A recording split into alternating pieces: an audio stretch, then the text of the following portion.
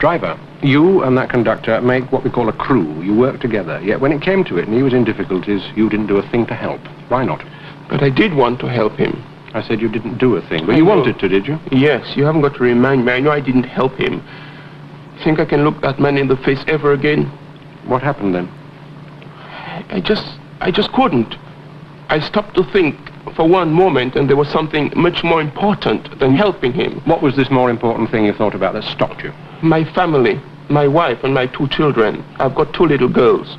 We are a black family in a white country.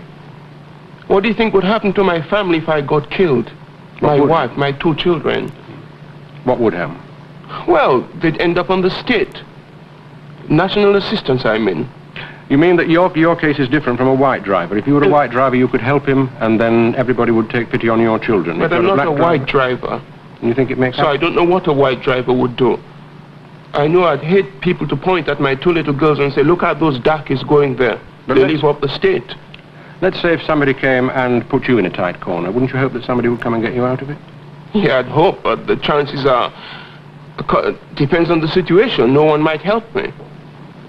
I wish I had helped him, but I couldn't. Thank you very much. He's paid. Has he? Well, where's his ticket then? Must have dropped it. Oh. Well, where'd you drop it? How do I know? Look, are you paying? Twice.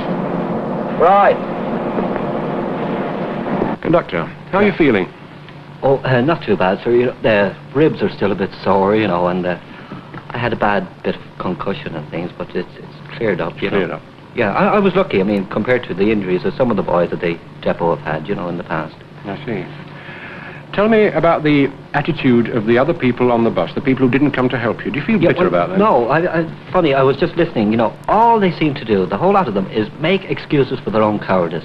I mean, one fella, he hides behind his old age pension book, the other fella because he's getting married, he didn't want his face messed up, and him because he's a coloured bloke. I mean, you know, well, if you're going to sit up there weighing up the pros and cons all the time, I mean, you know.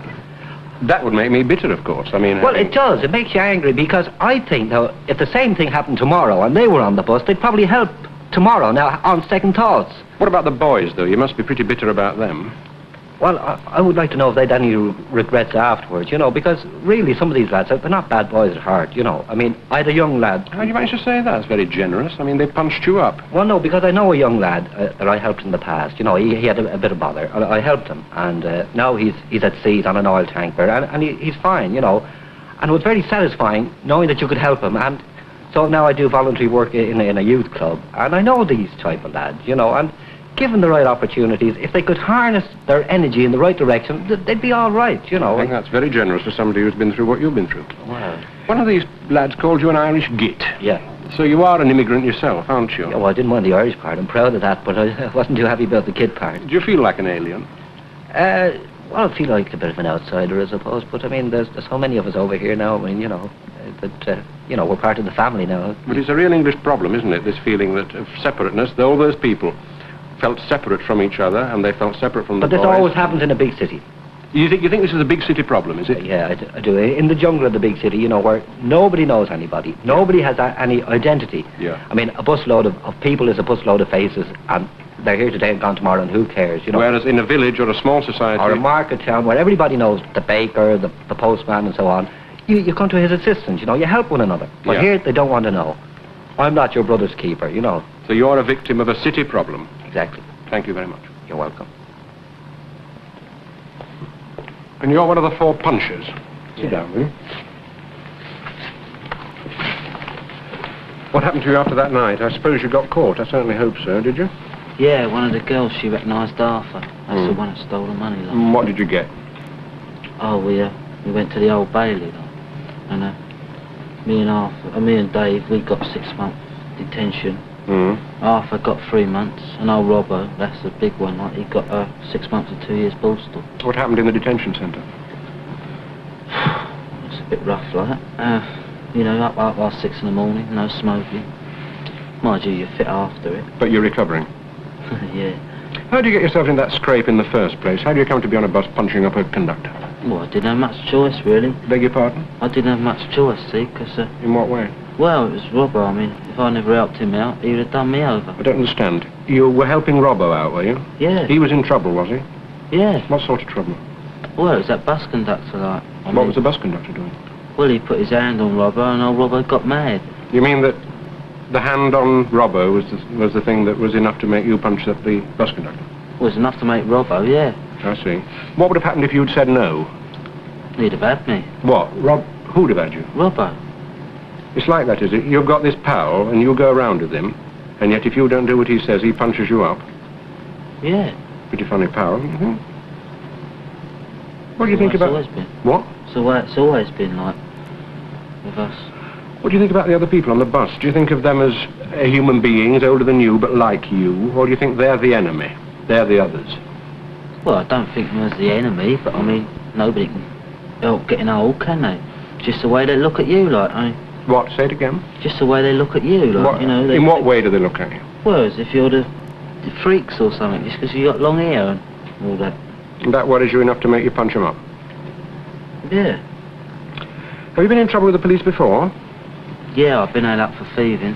When was that? Oh, I used to work at a garage and I used to pocket the money, like, and the governor found out and You told got- the law and I got probation. Yeah. Got probation and that wasn't enough to warn you off. You still went in and started punching them. What about school? Did you enjoy it? No. Where did you sit in the class? At the back. Why? Well, I don't know, just didn't, you know, wasn't bothered. What would happen if some other kid had tried to get to the back row when you wanted it? It depends who he was, like, you know. If he was bigger than you, Well, I thought twice about it. and if he wasn't bigger than you, Well, I would have had him. you'd have punched him. Yeah. I see. What about the future then? Is it going to go on like this in a cycle of getting into trouble, getting probation or a prison sentence, coming out, having a good time and going in again? Is it going to go on like this? Well, I'd like to sort of get a steady job, but I don't see many people giving me the chance once now I've been inside, like. I think you're saying that before you know. I mean, the first thing probably is to get rid of Robbo, Well, it's isn't all it? right for you to say it. I mean, you're all right, but I mean, a bloke like me, I've been inside. I know what it's like. I know what it's like when you try to come out and get a normal job. What's the You solution can't. then? What's the solution? Are you just, I mean, you're either going to go on Well, like it depends this? if you're lucky, if I can, you know, sort of lie about it. And, Lie about being in prison? Yeah, I don't think that's a solution. it's the only way I can think out of it. I'd suggest perhaps while Robbo is inside, as he is for a bit, isn't he? Yeah. You might get this opportunity to find a job, do you think? Yeah, well, I'll have a go, like, you know. But you're not very hopeful. No, I ain't. Thank you very much. Well, that's a start. We know a bit more now about the hopes and fears of the people who happened to be travelling on that bus that night. And now it's your turn. You're going to be the judges, and you've got to consider the case. And it comes in 3 questions. The first question you've got to decide about is this. Who was to blame for what happened on that bus that night? Who was to blame? Second thing, is there anything that can be done to stop it happening again? Not just on a bus, but anywhere. Anything to be done to stop it happening? And thirdly, do you think the BBC was right to let this programme go out? Should they have let it happen, or would it have been better for everybody if it had never seen the light of day? Up to you.